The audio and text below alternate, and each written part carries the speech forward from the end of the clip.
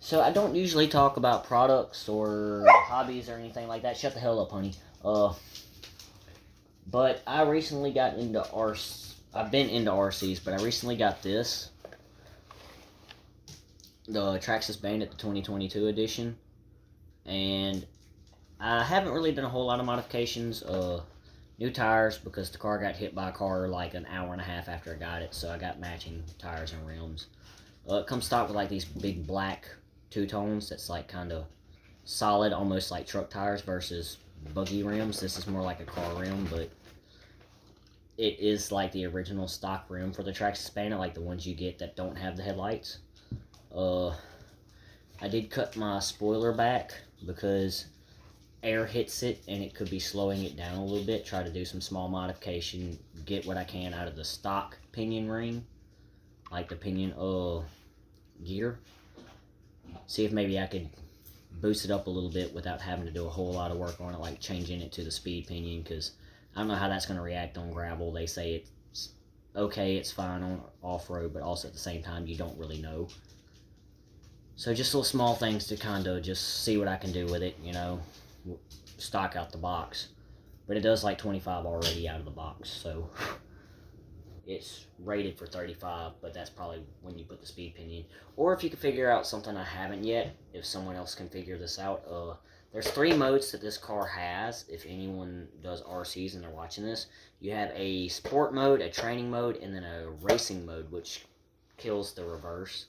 So it could do 35 even with the stock pinion. I don't know. I haven't figured out how to set it to the racing gear yet. But yeah, I thought about doing this for my YouTube. Just doing small little videos of the small modifications and little things I do to see what I can do out of it. And get out the way, honey. The fin don't look too bad chopped like that. I mean, it's not near as big and bulky, so it may cause a little bit more, you know, aerodynamics, because it had like a coupling that comes up here and the fin sticks up here, and then it's got another coupling here. So it's basically hitting like this square wall in the back of the car. You could hear the gravel that's in it. For the most part, these tires are called Anacondas. They're not too bad off-road. It does slide quite a bit. Which it slid on concrete with the knobbies, so this grip's a little bit better on concrete. Not too bad on gravel. On my Facebook, I've got a video where I launched it off of a big-ass gravel hill, so it actually gripped to go flying up that. I just jumped it not too long ago. As in fact, I got the battery charging.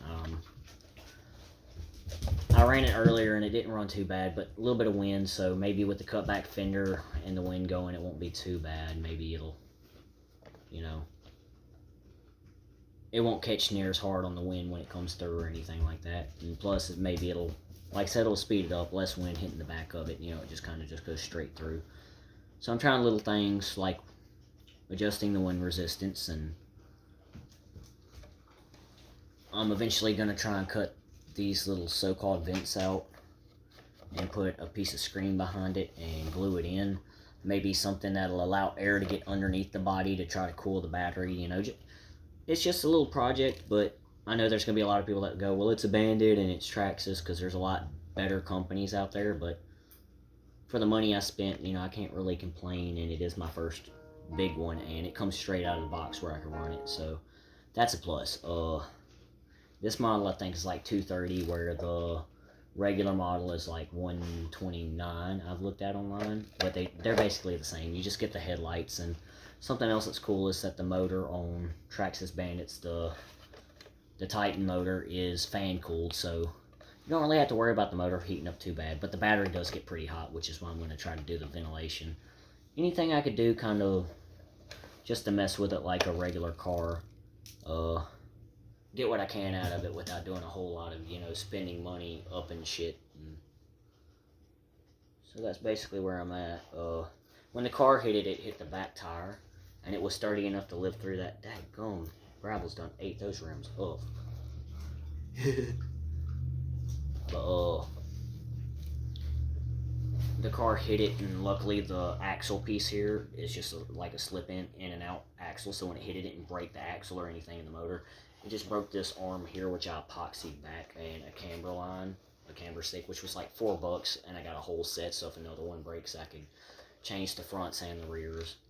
For the most part, it's been a fun little car. I mean, as you can see, I did damage the rims did get beat up pretty good, you know, hitting gravel and stuff like that, but all it's going to do is ding it up pretty good, ding the rims up pretty good, but I'm not that far from a hobby town. I can get more tires eventually, which I'm thinking about it, probably going with put these up for road riding and put a pair of mud grips back on.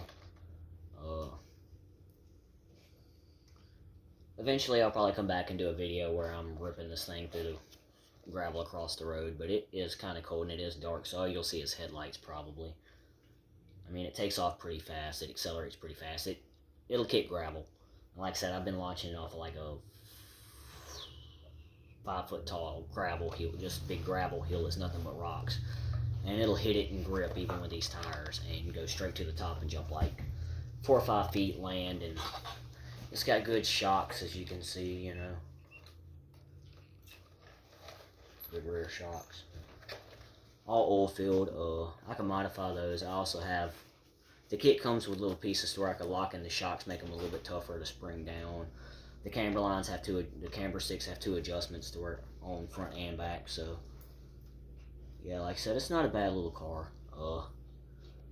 I've looked at some new shock arms that'll be less solid. They'll be polycarbonate when I put them on, and plus they'll be blue in the front and green in the back, so it'll create a little bit less weight on the axles and stuff like that. But yeah, I'll let y'all know if I start seeing any differences. If anyone's knows how to flip it into the race mode and shit, that would be cool to watch. See how fast it actually goes stock out of the box with the stock pinion. For the most part, I'd recommend getting one. I mean, I done got Kayla stuck on it, so must be doing something right with it. Like I said, not too bad of a car.